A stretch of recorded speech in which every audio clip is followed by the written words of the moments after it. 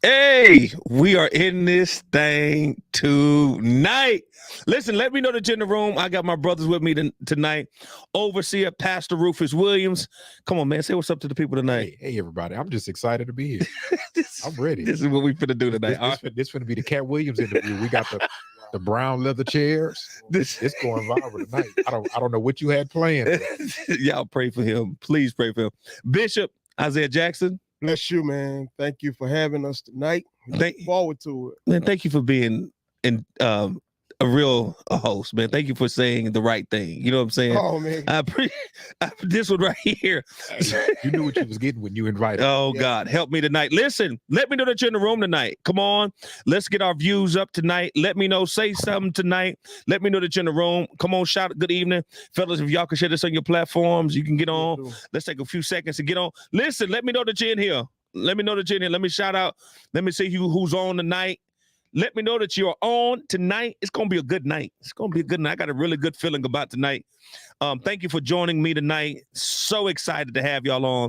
Thank you so much for joining.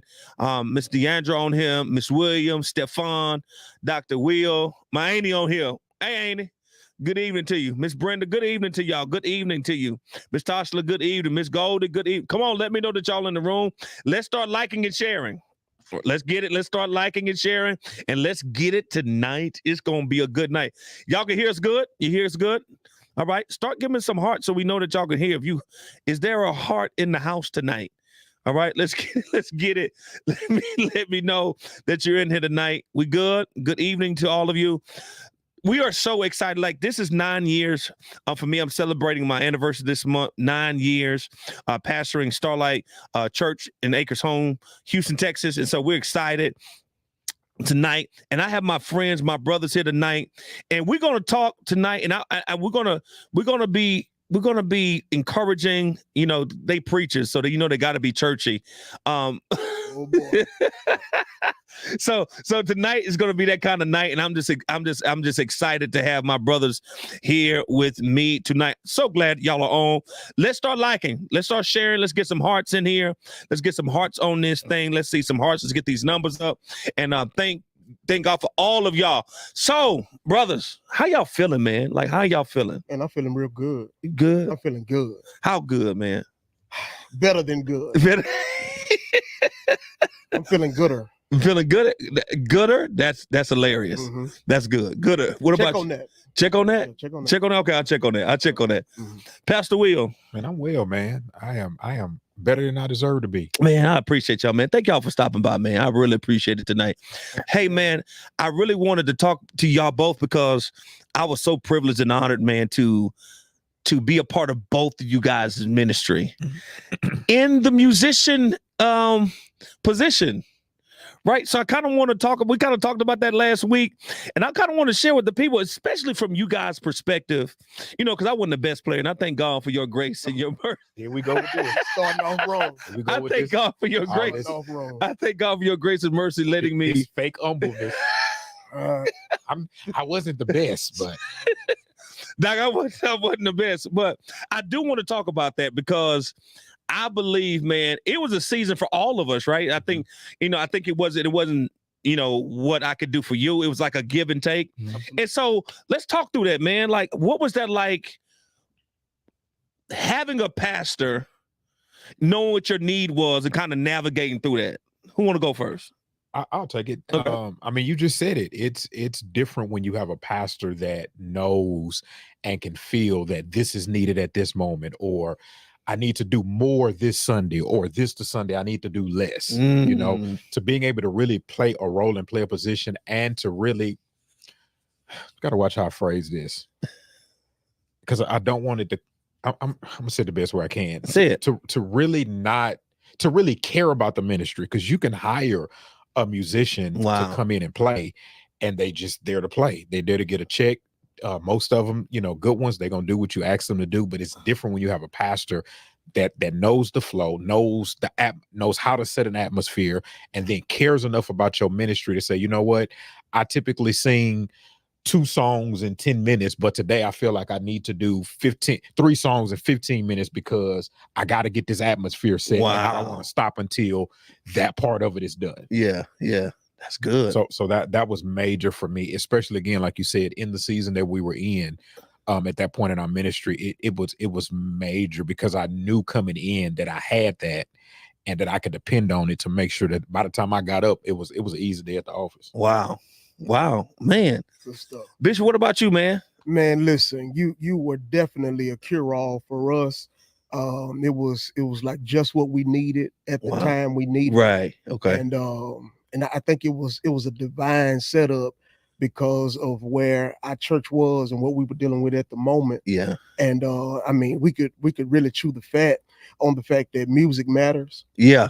And that music department, you know, is essential. Yeah. And so at that particular time during that season, we were missing that component. Yeah. And just so happened, man, your sensitivity and the timing of God and all of that just kind of came in sync. And man, we were able to match that. And as Pastor Will was saying, man, it was a phenomenal connection. It had to be God to set it up the way that it was set up, because we were well acquainted.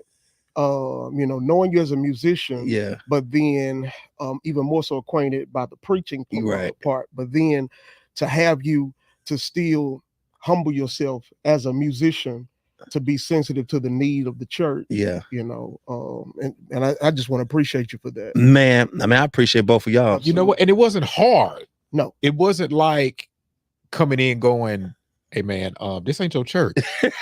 Right. I don't ever remember a moment coming in going, he think he on the preach today. Because he would do that. Wait, really? Really, man? It was good though. It was good. And I think for me, I think I came to both of y'all. Like I really, because I saw a need and I knew I wasn't, and I'll be honest, like I didn't think I was the best, but I felt like I can help get you through it, right? And I think for me, it's like I know what that's like to not have the help. You know what I'm saying? I think for me, it made more sense to me because I was a pastor. Like, I can't let my brothers go like this. Absolutely. So we got to sing every praise. every yeah, man. And we got to sing the one song I know, man. Like, it was for me, like, okay, how do I give back? For me, it was like a seed, man. Because in that space, I don't think sometimes it was my sanity too, man. I was about to say, I remember seeing some Sundays where, you know what, Meach need this moment. Yeah. Not the check. Right. He needs this moment to be able to get what he needs out of worship before he goes to preach. And that was a bunch of Sundays where it was like, all right, if I got to preach shorter, so be it. Yeah. And it wasn't a pull. It wasn't like, oh, he taking over. It was like, oh yeah, he tapping in to something that he needs, and I just got to let that go. Yeah. Just go for it. Ain't that funny how sensitive that can be? Because when the music is right, oh man, it takes a pressure. Come on, y'all talk to me. When that music is right, I've seen it from both of y'all. Just it was a totally different. It wasn't just, okay, kind of Bibles, let's go to John chapter. You know what I'm saying? Right. It was a flow there. And I think that's a sensitivity, to be honest, that not everybody has. Because everybody ain't got the Holy Ghost. Oh, boy. Took a left. You know what? But it's right. You know how in the cartoon the words come out and you try to catch them, but they already out there. That was one of them where it was like, but listen, since it's out there, everybody does not have that sensitive to the flow of the Holy Spirit, and I'm glad that I got it to be able to recognize that. You know what? God don't necessarily need to use me today. Wow. Wow. I'm not going to interrupt. And, you know, I grew up traditional. Grew up traditional missionary Baptist. If you ain't preach, we ain't have service. Yeah. Well, when I started pastoring, I learned, you know what? Maybe God don't want to use you today. Maybe God want to use the keyboard. Maybe God want to use a singer. Maybe God just want the people to worship. Wow. Maybe he just want to sit with his people and nobody say nothing and we just sit here and weep together. Wow. Right. Wow. Facts. How does that experience feel for you, Bishop? Like when you feel that experience, like what is that? It's relieving. It's relieving because one of the unspokens of most pastors is the fact that sometimes we're tossed, you know, and we know what we have to do.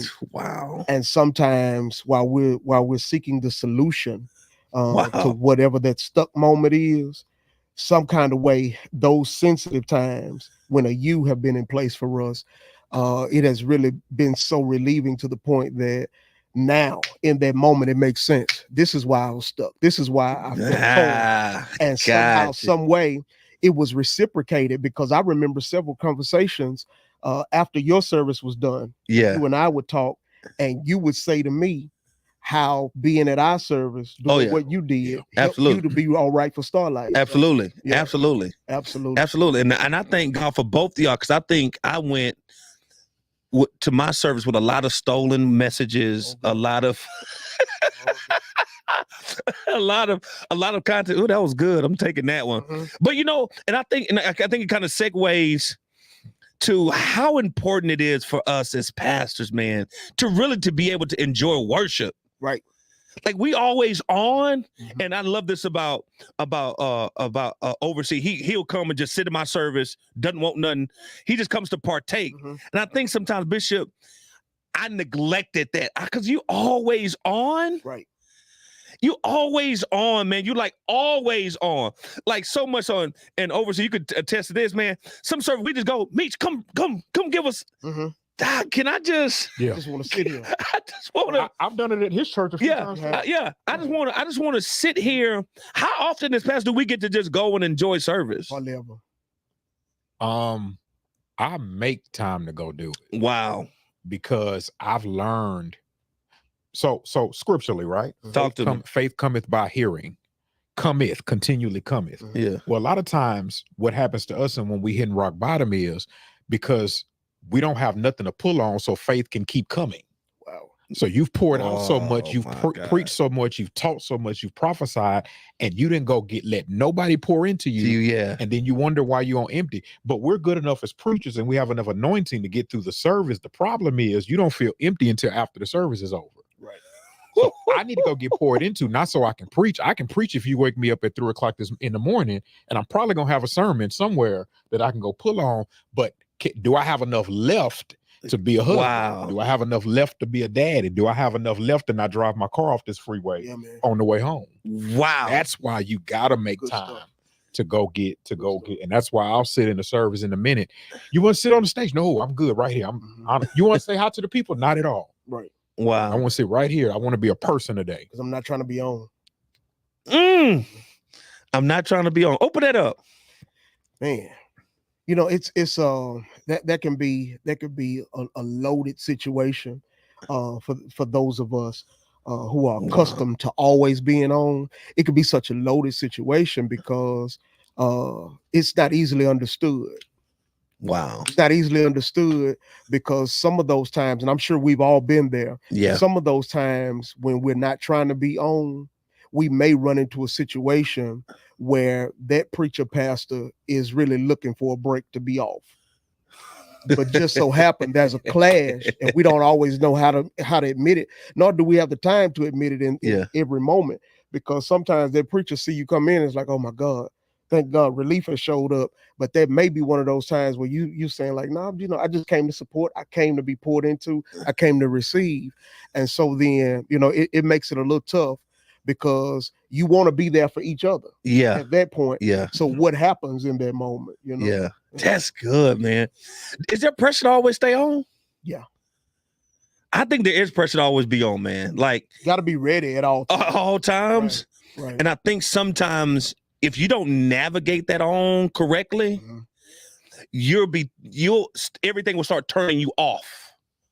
Let me open that up. Let me see what I say. Because you're so used to being so, let's get it. And then the moment you need to recalibrate, that's the moment people need you to be on. Right. And then you find yourself burnt out like, can I just get a break? Can I get a moment? Yeah. You know what I'm saying? When you think of how many times do you get to say, you know what? Let me just take, because it was frowned upon, and y'all let's talk this. When I grew up in church, Missionary Baptist, I didn't know what the word sabbatical meant. I didn't know what off Sunday meant. The off Sunday I knew was there was a guest preacher. You know what I'm saying? So in this dispensation, this generation, do we really take enough breaks? Do we really get the breaks that we need? Or are we always on? No, Doc, I break. Okay. And one of the things that helped me with that was the best thing that happened to me was the gap I had in pastoring. Okay. And I started realizing how much, for me, it was looking at my life outside of church and how much better that got with the breaks. Yeah. So I fuss at you about breaks. This is true. Yeah. I fuss at you about breaks. You too. Yeah, absolutely. Because I've learned for my sanity, again, we can do preaching and pastoring and altar calls in our sleep. And that becomes the problem, is that it's so easy for us to do because we know how to do it, that you don't even realize you burnt out until one thing happens at home and now you punching a hole in the wall. Can we be that honest on this? Yeah, absolutely. You slamming stuff because one thing happened and we didn't realize that we were burnt out because we were still able to preach and perform. Right. Wow. So once I got that and started realizing that, wait a minute, this is good for me to be like, I'm just not doing it. I'm not going to every event. Are you busy? No. What are you doing Sunday? Nothing. Can you no, I'm doing nothing Sunday. That was something that I planned to do, was nothing. I'm not coming to every event. I'm not coming to every service. I like being at home. I like my family. Yeah. So yeah, I'm gonna sit at home and laugh at corny jokes with my children and tell dad jokes. And that's gonna make me better for when I come back next Sunday. I hear you. Yeah. What about you, Bishop? Man, I mean, that's so much to cover. Okay. So much to cover there, because when you consider that, as you guys have already mentioned, it takes a lot, man, because here's the truth that most of us don't know how to admit, and that is, a lot of times we can't afford to take the break that we need. Ooh-wee. I need to say that in our other ear. Yeah. Sometimes we can't afford to take the break that we need. And it's because one or three things are going on. Talk to us. We're in over our heads, concerning budget, or we are still trying to adapt our churches from being personality driven to being purpose driven. Yeah. Which means that we need them to function even in our absence. You have so many different components. And then there's also another elephant in the room when it comes to the tipping of the scale and the lack of balance, because I'm getting ready to say something here that I think I'm gonna say it before I ask, can I say it? Sometimes we tip the scale because we are mastering the pastoring, but we're failing the family. Wow. Every time I hear Jack talk, I always think I'm not a good enough preacher. The black towel then came out. Keep talking. Oh my goodness. I'm telling you. Say that again. Sometimes we're mastering the pastoring, but we're failing the family. And so then, and I pray my transparency doesn't become a deterrent for some, but it's the actuality of it, because that's what happens. Yeah. I know what it feels like to be an awesome pastor, but then struggle in the home piece, because by the time my family needs me, I'm zoned out, because I was focusing so much on just trying to master the pastor. Wow. If that is not the truth right there, and that is a balance that is at times challenging. Yes, indeed. You know what I'm saying? Because you're trying to navigate, to your point, I'm with you. Okay, church, ministry, and do ministry in such a way that your children don't hate the church. Right. You know what I'm saying? Start resenting the church. It's very much possible. Yes, because okay, you giving this church all this time, and I thank God for, you know what I'm saying. I'm not gonna lie, I'm with you. I haven't mastered that yet. You know, there's still some hiccups and there's still some things. I try to do the best I can for my children. I still got some growing to do. Like even today, still got some growing and some balancing to do with that. And I try to make my time with my kids intentional. And I think sometimes we don't have enough work, worship, family balance. Right. And so our kids, sometimes our kids can see stuff we may not even know that they're seeing. And we're putting the ministry, God help me. We're putting the ministry at times in front of the family. It's a couple of things, right? Talk. One is, let's go scripture again. Okay. Come on, Bible. Paul says, I wish, and I'm paraphrasing, this is the Rufus Williams version. Paul says, I wish that you would all be single like me. That's what Paul said. This is because he understood, not even being married, that you can't put ministry in front of your first responsibility is your house. That's right. Yeah. So here's a mistake that I made, right? Now, I'm not telling you this because I've mastered it, but I'm telling you that because I realized it. We can so closely associate ministry with our relationship with God that we'll try to manipulate God through ministry. Wow. So once you realize that my relationship with God and prioritizing God ain't the same as me prioritizing church. My relationship with God comes first, not my relationship with the church. You got a husband, ma'am. You got a wife, sir. You got children. My kid's not going to jail so I can keep yours out. Okay. So once I realized that, wait a minute, I can have a prayer life, study, spend time with God, fast on my own. And that's my relationship with God. Now I can prioritize my family above the ministry. The other thing that helped me with that is finally realizing that this ain't my church. Like we say that all the time, right? But we rarely apply the fact that this ain't my responsibility. Okay. Jason, when I come to your house, Pastor Meach, when I come to your house, I'm respectful at your house. Wouldn't you agree? I would agree. But there's certain stuff I'm just not going to do at your house. I'm not going to take your trash out. I'm not coming to your house. Even if I ask. I'm not taking your trash. I can help you if we got to get together. Okay, I will help you. But I'm not going to walk in the door and see the trash full and go, let me take this out because it's not my house. If you cool with the trash being full. And so I had to start talking to God like that. God, this your church. So if you cool with not having no money in the bank, it's your church.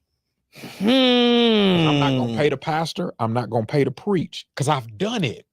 I've almost lost my marriage behind church because in my mind, my ministry is my relationship with God, and it's the priority. And my wife is telling me. Make sure it's mic. My wife is telling me, hey, every time we get ready, you got to go by the bank now. We supposed to be going out to eat. And I'm mad at her. Like, what you mean? This is God. Why you gonna be?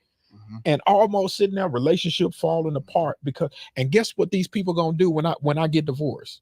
They're gonna talk about me for getting divorced. Right. Wow. Right. And they're gonna go find somebody else because I can't manage my house. Say that. And you're gonna go down the street and I ain't got no church or no wife now. So I'm gonna tell you what I'm gonna do. You go to church where you want to go to church, and I'm gonna go home. Wow. Yeah, I'm gonna go home. Yeah. Wow. But isn't there a fine line between that though? That's a fine line of family ministry. You know, it's a fine line that I think if managed well, neither suffer. Right. I think it's a contingency on how. I love what you said. I want to make sure my relationship was God, right? This is God. This is God. This is your house. But some of that, I can't speak for y'all, but some of that was like, okay, Well, God, am I doing the best with managing this? You know what I'm saying? Like, God, am I managing it in such a way that I'm living? Thank you. That's what it is.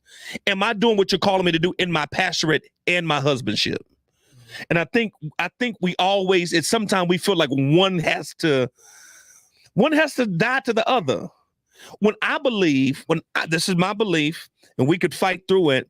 I believe there should be balance between the two. Absolutely. Should be. Right? I think there should be balance between the two. I think you need to serve God's house well. Yes, sir. The assembling of the house. And then you need to serve your own house well too, right?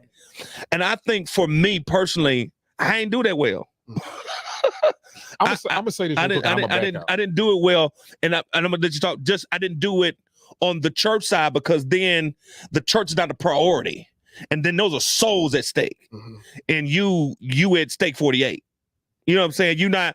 Come on, I'm gonna keep it a buck. We not studying like we needed to study. We not in prayer like we needed to pray. You know what I'm saying? But we got the family piece. And it's like, I think it has, and it's not no thing. It has to be a balance between those two. What you about to say?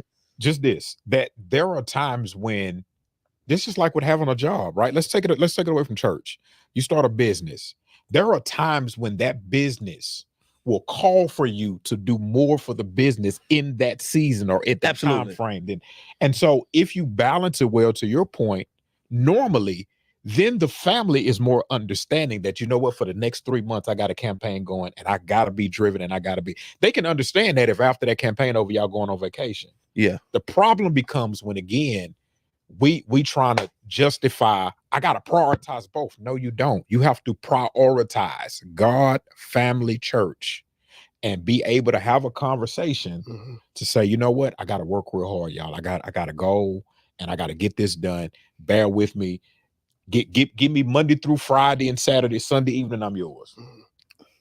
I think to add to that, gentlemen, I think this is another piece, because what happens to a lot of us, if with the minus of what you just mentioned, Pastor Will, I think what happens is a lot of us, especially in the preacher arena, we try to impress God the wrong way. We try to impress him with the wrong things. So we act as if we could score points with him at the neglect of what's really essential at home. Yeah. And that's where that indifference comes when you talk about that fine line between, because the two should be able to mesh, should be able to merge. But often there's an indifference there because we're forced to choose at times where we don't have the strength to choose. And so then it puts us under so much pressure.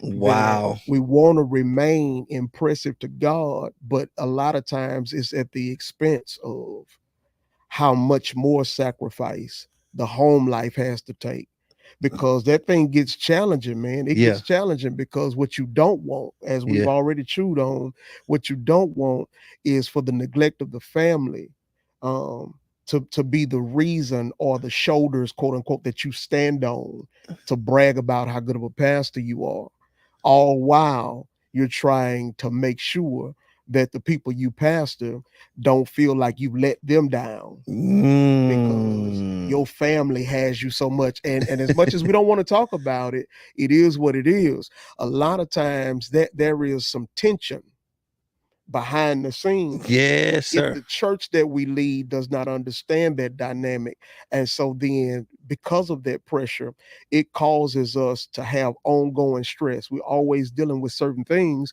trying to figure out how to balance it, how to make sense of it, because it just ain't adding up. The math ain't mathing, because you got disappointment on this side, but then you got cheering on this side. And here's the reality of it, not to sound secular, but when it comes to the saints, a lot of times some of the saints that we're out to impress are really just here for a good time, not a long time. Hey, you said something right there. You can't keep them anyway. Did you just say for a good time not a long time? I'm just saying. Overseer, what did he say? I don't want to say nothing right now because I'm about that close to saying it wrong. That was good. And I think we kind of talked about it last week. you know, and we kind of had we had Bishop C. Sterling Davis last week, my guy, and my brother Pastor Sean Davis, my brothers, they were here last week, and we kind of had that debate last week. We kind of because Bishop C. Sterling Davis talked about more like, we shouldn't expect that from the people and things of that nature. We should expect that from the colleagues and stuff like that. And so I was really thinking about that, man. That's really been on my heart, man. And because I'm not gonna lie, there's sometimes we can be honest tonight. There's some people in our ministries that will look out for you. They're not there for a good time. They are there for the long time. Absolutely. You know what I'm saying? There's some people that you can't make me believe. And that's why I got so many scriptures. I didn't want to make this thing for overseer. You the overseer, you the bishop. I'm just evangelist. I'm the evangelist. I'm so sick of him already. What time is it? I'm the evangelist. That is hilarious. But with that, it's like I thank God for those individuals, man. It's those can we talk about those celebratory random moments? You walk into the car and somebody pull you to the side like, man, you just don't know. My life would have been tore up. Do you understand? Got a text this morning. God, let's talk about it. Let's talk about those people that the random awkward, I don't want to say awkward, it's kind of awkward at times. We're not expecting it. That random text, that random phone call, that random person that you don't hear from. Mm-hmm. So let's talk about those moments. Give me one of your testimonies on, Bishop, let's start with you of that. What's that time when that person it made it worth it? You want one time? I want just one, just tonight. And keep it full screen so we can see all of this at one time. Just give us this one. Coincidentally, quote unquote, that was one time, since you just asked for that is wax from one. This one time where I did get a chance to publicize my pain, right? Because we all have it. Those times where you're somewhere in between, feeling like you didn't do everything you needed to do. Oh my God. Like you may not have fulfilled your assignment for that day or for that time in that moment. And you're trying to thank God that you made it through. Yeah. But all at the same time, the people around you don't even know. They don't have a clue that it's taking everything in you just to be able to get from the sanctuary to your office, from office to the vehicle, that kind of thing. And somewhere between exiting the building and getting to the vehicle, there was oh, that mercy, I gotta say it gently so won't nobody feel like I didn't mention their story, because I have so many. But that was just one time where one of the saints caught me, and I'm loading the family up and that kind of thing. And because it was one of those moments where I was so drained, so exhausted, and was just at one of those where I could, it was taking everything just to get to the vehicle to leave without looking rude. It was, because you got to watch that as well. Absolutely, you never want to come off the wrong way, because your humanity can get judged when you don't feel like being spiritual in certain moments. And so then this particular time, one of the saints caught us right as we loading up, trying to make sure family's good, kids are in, that kind of thing. And one of the saints met me in the parking lot with tears in their eyes. And I'm trying to generalize it for the sake of specifics, with tears in their eyes, and start to unravel what was about to happen. Wow. To them, because of them.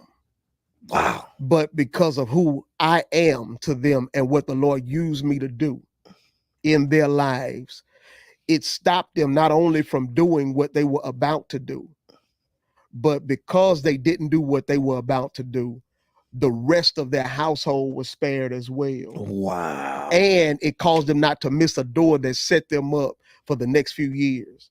And it was one of those things where I felt like if I never preached again, I knew I had made a difference. Wow. Man, that was good. Yeah, I should have went first. I'm sitting here right now trying to be like, I don't know.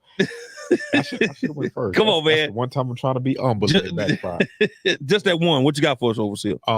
One that sticks out to me, and again, I don't want to call specifics, but there was one member when I first started pastoring.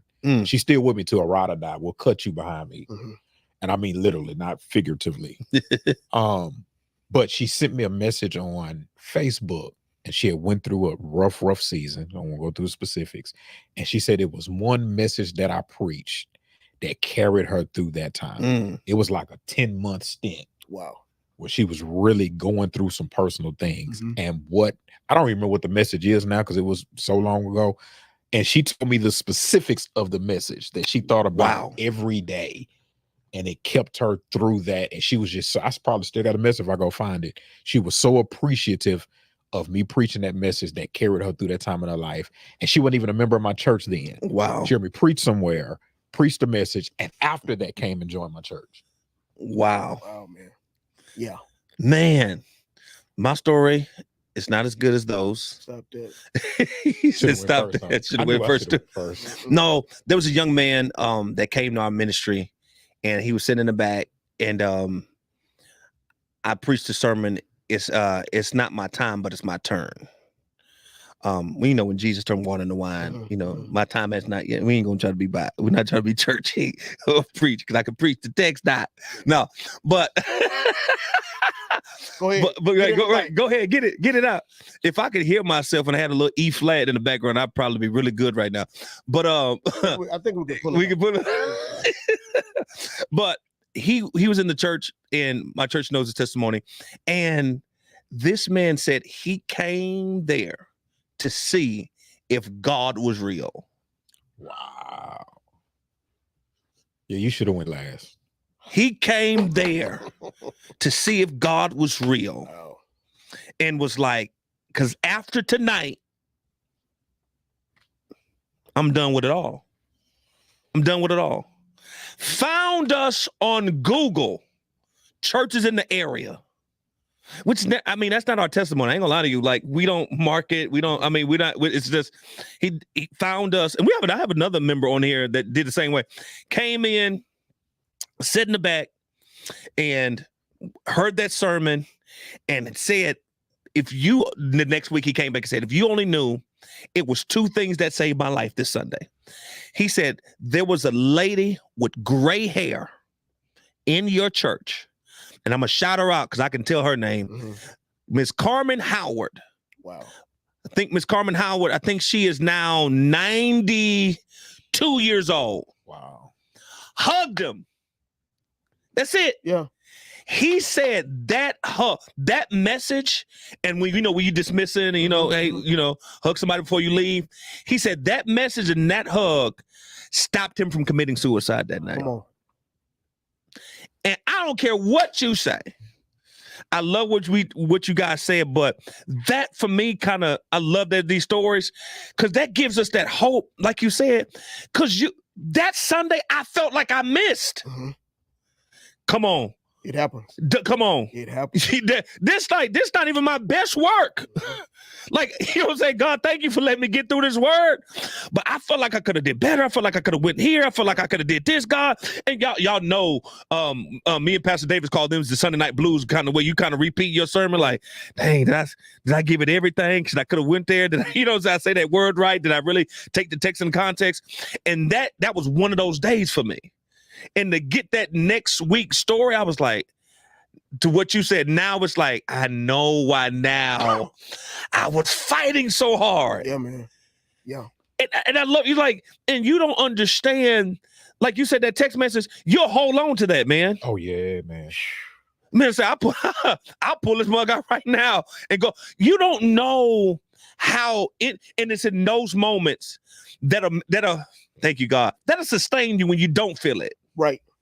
You know what I'm saying? Right. You could go back to it. That's why I thank God for memory. You can go back to because, man, y'all feel so, I feel so unappreciative. I feel so unappreciated right now. And then that one moment, God sending that random, the person that you least suspect to come in and say, man, thank you. Yeah. I got a member right now on for both of y'all. You both, a bishop just came recently. You preached for me when I was out of town. And the feedback that I got was like, man, these guys really knew what they were saying. They really blessed the house, and and this is the shout for me, Pastor. Thank you for leaving us in good hands. Do you know how important that is? Yeah. And how when you care about your sheep, how you can't really just put anybody up. That's right. Like, okay, hey, let's make sure, because sound doctrine lately, y'all, we could have a show. Mute. It's not sound. We could have a show tonight on some of the stuff that I've seen, the text taken out of context. Ooh, I'm not doing this. I'm not doing it. I'm not doing it tonight either. Said. I'm not going there. I'm not going there. We said we're not going there. We said that. No, you said you wouldn't. I said this is gonna be the Cat Williams interview. No, we ain't going there tonight. But I think it's in those moments for us to stay true to the text ourselves. And I think for me, I would love to know, when did y'all find y'all voice? Like, when did you find, like, yo, this is just who I am. This is my niche. This is my vein. This is my voice. This is my flow. Like, how was that for you finding your voice? Well, y'all want you start here? Yeah, I gotta think about it. I gotta think about it. Oh man, that's a great question. That's a great question, because you can't talk about that without dealing with the identity crisis that every preacher deals with. That identity crisis. And the interesting thing about it is, it's not just a one and done. Yeah. Sometimes we end up back in that identity crisis after being in ministry for some length of time. Yeah. If you're not careful, because so many things distract us and start us to trying to figure out, like, is this working now versus what I'm doing? And we become improperly comparative. Yeah. And so it'll easily push us into adjusting who we are, only to find out that we're the best us, and so you got to be all right with that. So and it's crazy, because what you learn, sometimes even learn the hard way, is the fact that that people who are assigned to you in one space, but then on the other side, people who invite you in, they invited you. They didn't invite who you're trying to be. And sometimes we fail at who we're trying to be because we're neglecting who we are. Wow. I should have went first again. And who you are is who you are, even when you're at your worst. Yeah. And so that's why we can have those times where you don't feel like you just mastered it, like you did. You didn't knock it out the park that time. You didn't really just, wasn't your A game. But some kind of way, the you about you in all authenticity still connects and makes the impact that God would have you to make, because you just realize how to be you. Wow. That's good, man. And so I don't profess to be the best, but at the same time, I'm such a good me that when it's my turn, it's my turn. Doc, you hear me? And that's who I am. I'd have to agree with that, bro. That's good, man. I don't know whether to give you my amen or not. I'd have to agree with that. Ain't nobody like Jack. Oh man. Because the Bible, did I say the Bible? That's him. That's him. What about you, Overseer? What you got? I want to talk about time frame. It probably, honestly, for me, I preached my first sermon in 2005. It's probably, I know, been within the last 10 years for sure that I finally got my voice, became who I could be. And what that did for me was a lot of things. It stopped me from comparing. So I don't have that weight of having to compare. Wow. Between the two. Because I'm me. I can't do that. Absolutely. I can't do what Jack. I can't do what you do. Yeah. I can't. But I'm okay with it now, to the point to where it also releases me to be able to wholeheartedly celebrate whoever I want to celebrate. Yeah. I can come, why I can come sit in your church and sit in the back pew, front, wherever, because I'm confident in me. And I'm literally there because I can literally celebrate what you got going on and say, you know what? I would like to have some of this, but there's no jealousy or envy toward, and not just us in this room, but just period. I can literally celebrate other people. And because you know how when you can't really celebrate, you ain't confident, you leave stuff that's bigger than yours and you feel some kind of way. Yeah. You're like, God, what part of the game is this? Right. Right. And then, but once you get that and you realize your voice, man, and really play your role and know what your role is in God, man, you can go in and celebrate. And I can wholeheartedly do that. That's why I can pop up so well. I can literally celebrate and be cool. Yeah. Yeah. And I want you to get some more. Yeah. Absolutely. Well, that ain't my testimony. That ain't my testimony. I did not like celebrating other folks, man. Cause I felt like at times, man, it's like, God, like, how is he able to do it? You know what I'm saying? Like, I was so, like, this was so early on in my ministry. I was like, man, I was so judgmental. Like, man, this guy, that's not accurate. You know what I'm saying? That's not accurate. That's not the Bible. That's not what that means. You taking that text out of context. I mean, I was that guy. You know what I'm saying? And like, how do you have that? And how do you have this? And how do you have that? I'm just being honest. I mean, and he ain't even that. Yeah, you're right. That wasn't even no good service. You see how they hollering? You're right. They ain't even no good service. Right. 1 + 1 is 2. Oh my God, he's killing us in here. I say, he just said 1 + 1. I'm finna give you that leg. It's 2. Wrap that up and go on to the next. And I was just sitting there like, okay, and God had to show me. He says the reason that you can't celebrate, like you guys said, is because you don't know who you are. Yep. Right. And I mean, I can. So when to hear y'all say that, I mean, that was my vindicating moment for me. Like, yo, just be who you are, Jason. I was trying to be Jamal Bryant. I'm trying to be Noel Jones. I want to be Jakes. You know what I'm saying? I want to be every voice. I want to be my dad. I want to be Clifford Meachum. You know what I'm saying? I want to hoop like all the best. And what's funny for me now is I've been at the best place in my life. I love what you said. You said, now that I'm just like, yo, this is just who I am. This is it. And I feel like there's an assignment that's attached to who we are. I love what you said. Like, and I like what you said right here. And it's cool because now I can celebrate. Yeah. I can celebrate anybody. Like, hey, man, what I got to do? What do you need? How can I help? Like, I don't need to be on the front. I don't need to be called out. I don't even say my name because I know who's my voice. And so I used to be like, you can't bring them because they might preach too good. And then we ain't going there. But there's some doors I lost. If I could be honest, there were some doors I lost because I went there trying to be somebody I wasn't. That's big, man. Yes. I remember going to a complete non-denominational church that was not our color. They called me.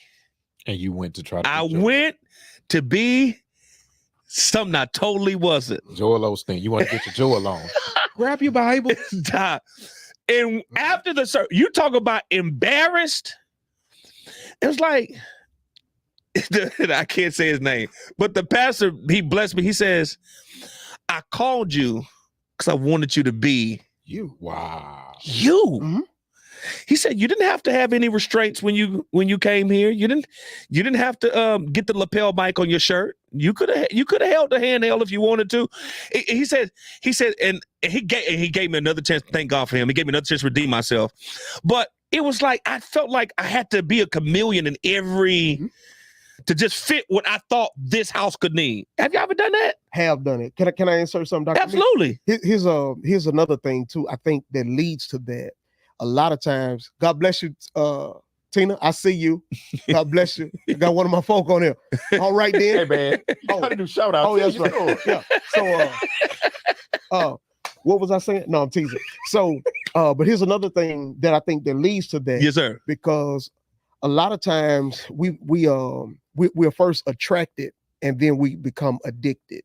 So we are attracted to a response that we see others get, and then that attraction turns into an addiction. Yeah. So then that's what helps us.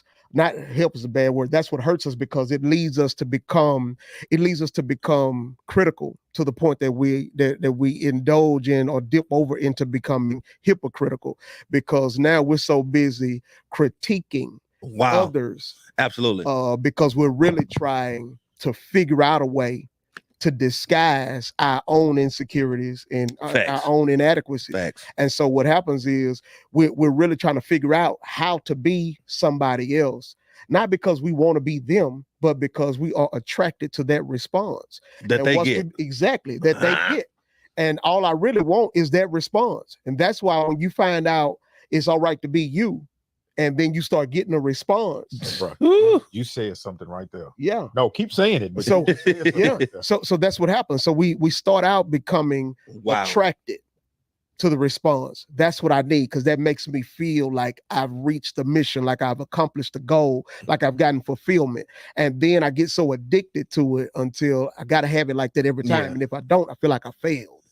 You know, I almost mentioned something about Flunkersville because all preachers have located that on the map, but I'm not going there. Anyway, I just wanted to mention that because we're first attracted and then we become addicted, you know. Once you go to Flunkersville and run out of gas and need somebody to come help you get out of Flunkersville, it kind of helps you to stop being so critical and so judgmental. Absolutely. Other people's gifts.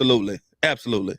You know, when I first started preaching, one of the people I used to look at and go, I want that level of notoriety, car response, was you. Wow. When we first, remember this, because we was at Cliffdale for a revival every year. Wow. We were at my church for a revival, Greater Mount Zion. We were at, then you started doing a revival there, but that was I started passing. Yes, sir.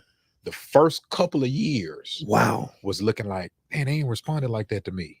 Mm-hmm. Wow. Then he's more known. He walk in the door. I remember a revival flyer. Sinead that used to be my admin. Yeah. We grew up at the same church. She showed me the flyer and said, yeah, somebody said, I don't remember who told her this. He gonna kill, some about you, another preacher. Oh, I don't know who he is. Why would you tell the story? Because I'm me. Not just playing. What the flyer say? He said he gonna kill. I don't know who this guy is. I had no clue. And I used to be like, man, how does he get known? How does he preach everywhere like that? And then I found my voice. And one of the things that helped me was when we used to do that revival at the church where they never spelled my name right on the certificate. Don't call a name. I ain't gonna say the name. You ain't gonna say that? Because he had to be some of his love offering the third night. That's because I love you. He said, man, it ain't but this much left in it. Right. I remember that. But we walked away with bags, not money. Yeah. And Axe body spray, body wash. With my name spelled wrong. And it was spelled a different way wrong every year. It ain't but so many ways to do it wrong. It was spelled wrong and a different wrong every single year. But Pastor Nolan, stay out of that. one of the years I did because I instituted for you. Yes, sir. And I remember, I don't remember what years, but one of the years, because it wasn't that many, it was like 2 or 3 maybe. He was like, man, you killed. I was like, and it gave me that confidence that, all right, I'm Rufus. I ain't got to go and try to be what Jason does. You know, I got other reasons why that's like, I ain't gonna talk about the other reasons, but and then I started coming into myself, and then I became confident enough to be like, all right, I'm me. I can't do that. Wow. I never knew that, man. All these years, I've known you for a long time. I never knew that. Yeah, I say some stuff for the podcast. You really on that Cat Williams. Say some stuff for the podcast. Nobody part 2. It's just stuff we never knew. So our time is almost expiring here, but I want to get to this. How has having a pastor as a pastor been instrumental in your life? Like, and I'll go first this time so I can get off the gas. I only had one gentleman in my entire life, Clifford B. Meachum Jr., my father. The only pastor I ever had, right? And when you're the son of a pastor, you get to see all that's why I told God I didn't want a pastor. Like, I saw the stuff my dad would got to go through. I'm like, nah, I don't want this life. Let me just stay on this organ because I can just sing good. and then people would get paid better. Yeah, you get paid. And you get paid better. And I don't have to get in any fights. Just sing the good songs, the songs that people know, the songs that people enjoy.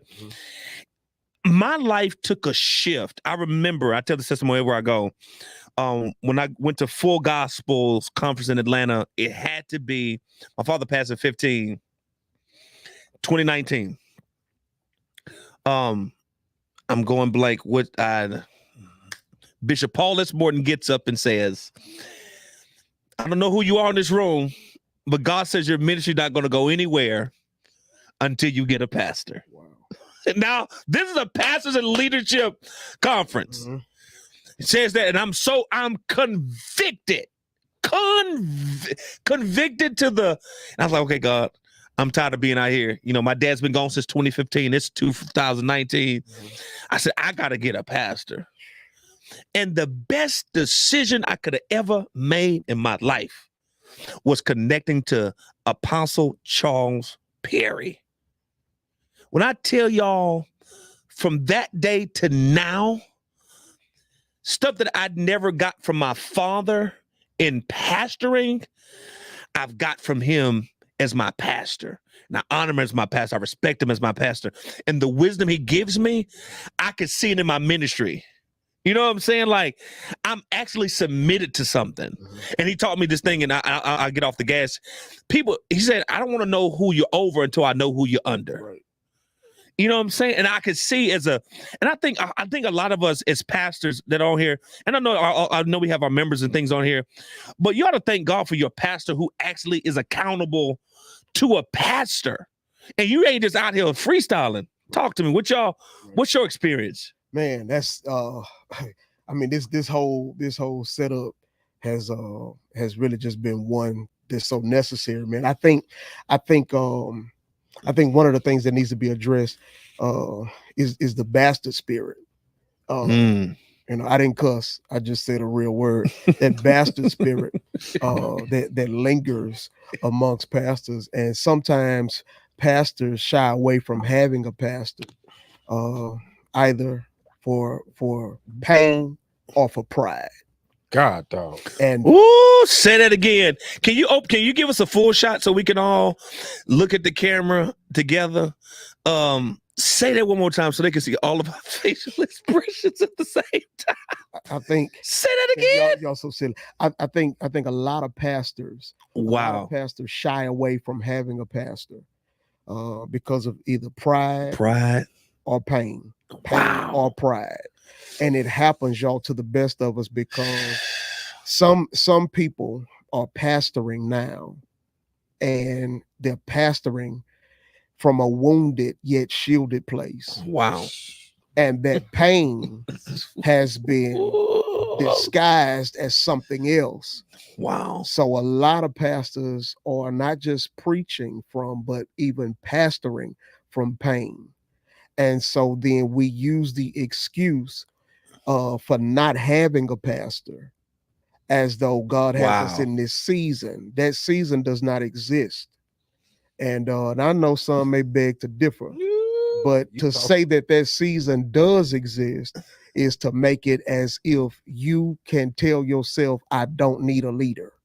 Wow. Anytime a leader cannot be led, he should not have others that he leads. Yeah. Shut your mouth and keep talking. And so then that's that pain disguised. But then sometimes you can become so prideful because you had one good sermon that sounded better than the person that pastored you. And some kind of way it makes you feel like your oil drips a little heavier.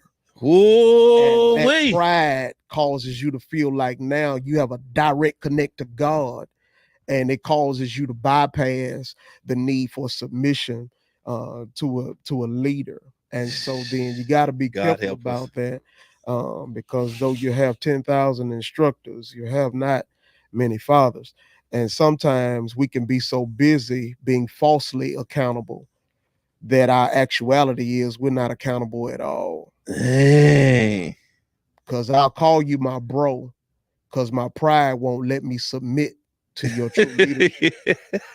Oh God. And I'll make it as if we're so lateral, when in actuality we're not necessarily lateral. My pride just won't let me be to you who I need to be to you, and ultimately let you be to me who you need to be. Jesus. Good night. Yeah. Yeah, I should have went first again. Good night. What? I'll stop there for a minute. I'll stop there. My pride in my pain won't let me. And both of them are deadly. Absolutely. Both of them are deadly, because what'll happen is you'll end up preaching weekly to people who possess bastard spirits. And you wondering why it's in your house. Wow. Whoo. God help me. You got quiet. He just you know this is a dear subject to my heart. So I want to pause. Don't let me interrupt you. But for just in case y'all trying to figure out, I don't know if he's on or not. But somebody get in touch with Bishop Rivers or Glover the First and ask him about my accountability. Anyway, you go. Yeah. Good shout out. Good shout out. Thank you. So I'm gonna give you a little bit of story real quick. I was dropped. I've always believed that every pastor need a pastor. We can go back through scripture. This ain't Bible study, but we can. Even Jesus had to submit to Joseph. So I've always believed in having a covering. And so when I started my first church, I left the pastor that I was raised under, which was my uncle, one pastor I know most of my family knew. I won't go into details as to why, but I moved from there when I started pastoring. And when I was starting the church, my first intention was to stay under that covering. Yeah. Well, when I realized that I wasn't going to get what I needed, then I knew I needed covering, because I was organizing a church that I was terrified to do. I'd already told God I didn't want to do it. So I knew I needed someone that could direct me in that area. So I, found the next pastor that I had and submitted, served, still love to this day, but was dropped. I still don't know why to this day. Wow. I won't call no name. Wow. But the conversations, the phone calls, the text messages went unanswered, to the point to where, I'll give you a detail though, that I had an appreciation service. My people threw, I think it was a surprise for me that year. And they threw it almost banquet style. And they reached out to certain pastors for videos. Wow. Congratulating me on my anniversary. Well, they reached out to this person who our relationship had already kind of drifted, but reached out to him and read the message and didn't respond. Jesus. Ouch. No response. So I'm dropped. I'm out here and I know I need covering, and I'm dropped. Can't get a phone call, can't get a response. And to this day, haven't had the conversation, because I don't have the heart to just go and say what happened, because I don't know what kind of response I'm gonna get, and it's gonna break my heart more. But thankfully, man, after praying for years, I mean, you had a bunch of conversations about me with needing covering, and I knew I needed it. Thank God for Bishop Eric Daniel Garnes, that has prestige, is world known, not just in the country, world known. Some of your favorite pastors go to Bishop Garnes for different things that they need, especially when it comes to reformations. But when he and I are talking, he's just my pastor. Wow. Just, how's your family? How are you loving your wife? How's your kids doing? Yeah. Do your kid? And so I'm so grateful that I know I have somebody, because I'm a little throw it off. I don't know if y'all knew this or not. We did. But I know I have somebody to be accountable to. I know that if word get back to him, he probably gonna come from Brooklyn to Houston. I know that my wife can call Bishop Garnes and say, hey, he tripping. And I'm gonna get a phone call and possibly him to show up at my house. And so I am grateful to have a covering, and I've been able to heal and move forward from that to have a covering that literally is concerned. Put me up to preach in Atlanta at a national conference, and then when I sat down, they say, make me proud. That's how you talk to that island. And I'm grateful for that covering, man. It's allowed me to heal and to flourish and to know that I got somebody to answer to. Wow, that's so good, man. That's so good. Man, that's so good. That's real good, because it's not only somebody to call on, but somebody to answer to. Yeah. Yeah, absolutely. And for me, we'll get ready to close tonight, and we thank y'all. Thank you so much for joining us tonight.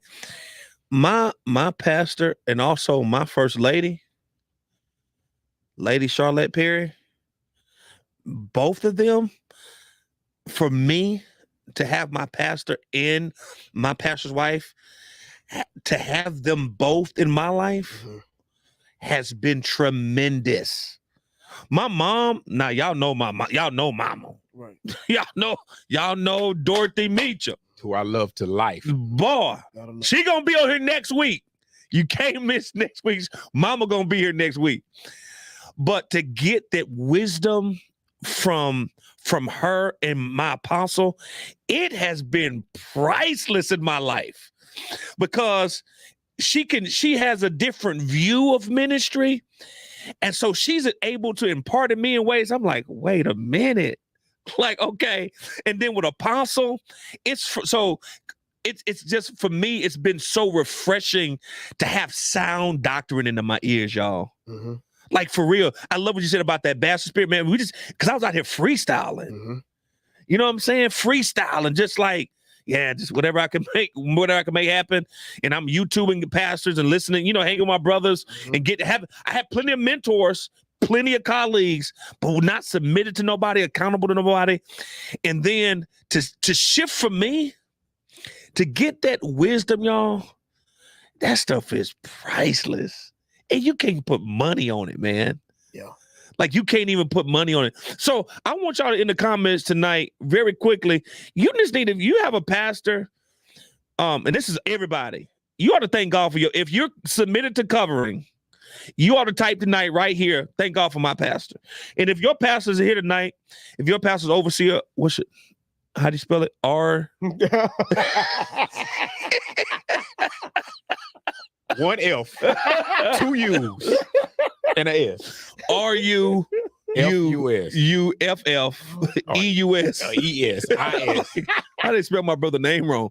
If you are thankful for your pastor, can you type that? Can we see you get in the comments very quickly before we get off of tonight? I want to see you type that.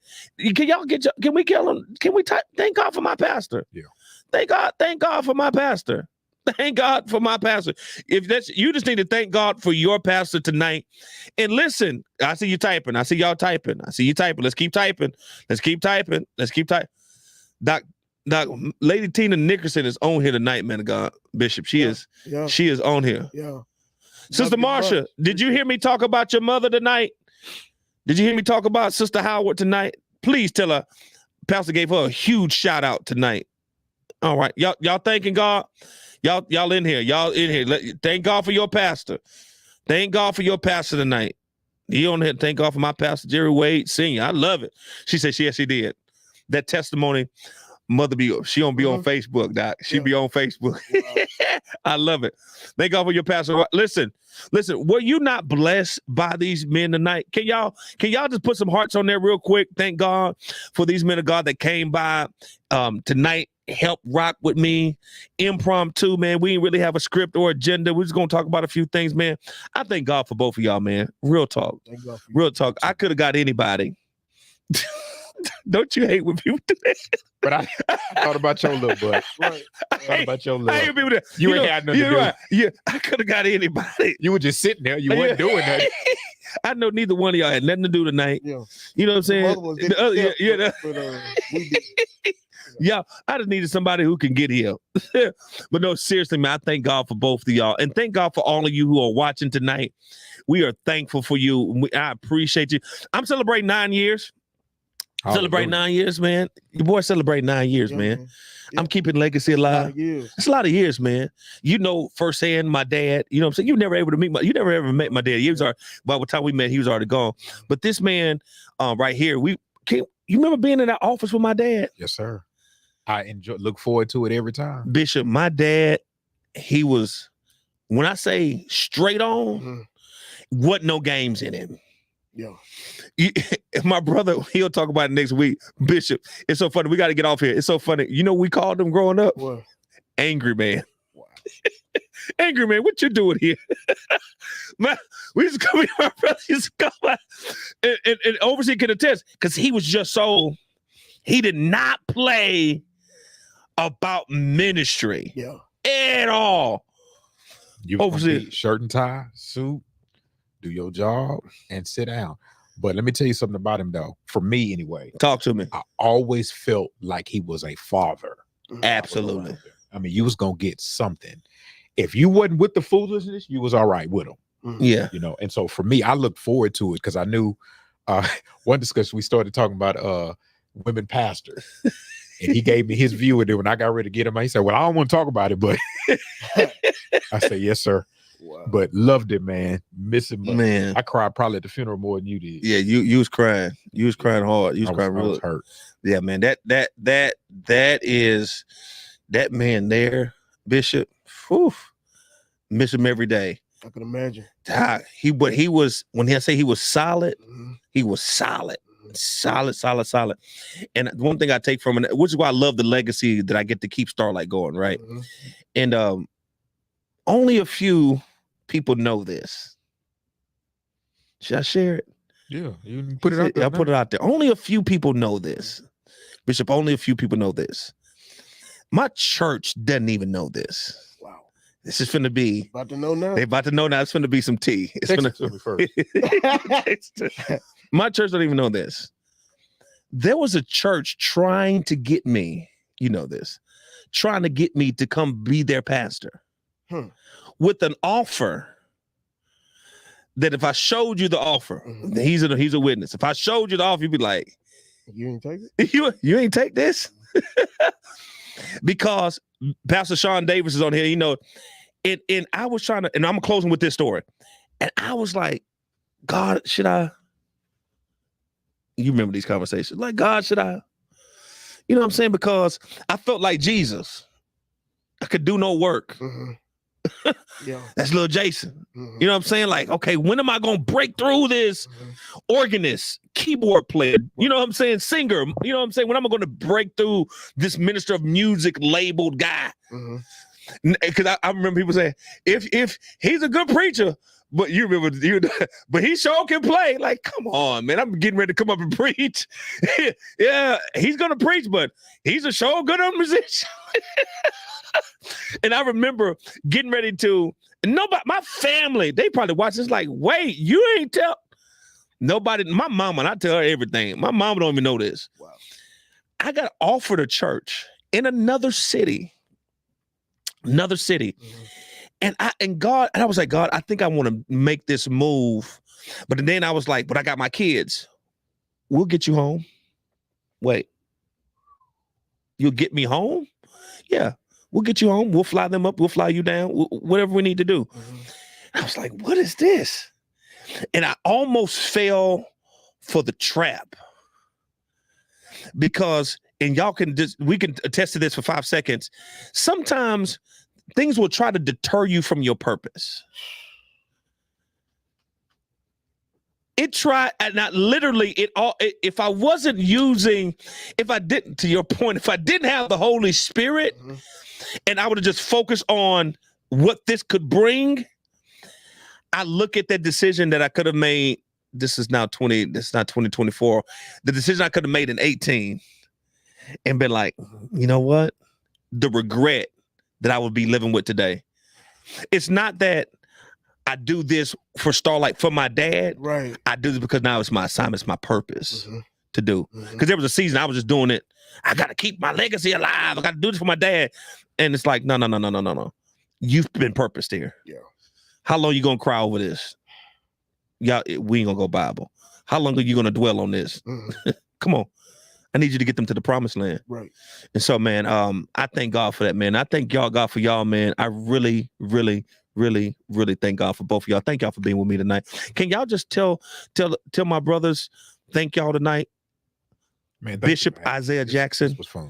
Overseer Rufus Williams. We thank y'all tonight. Absolutely. It's been a good night. I thank you for joining us tonight. Man, you don't want to miss next week.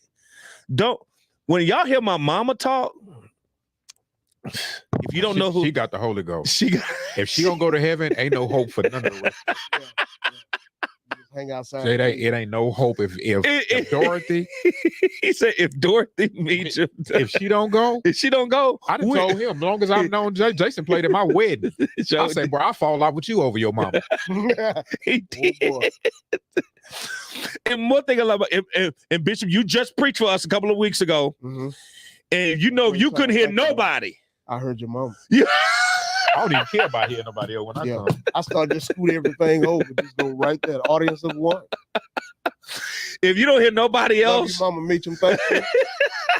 Mama, we got the shout out for you tonight. I hope you're watching. I know she got to watch on YouTube. She doesn't believe in face. That means it's the devil. That means I need to shut mine down.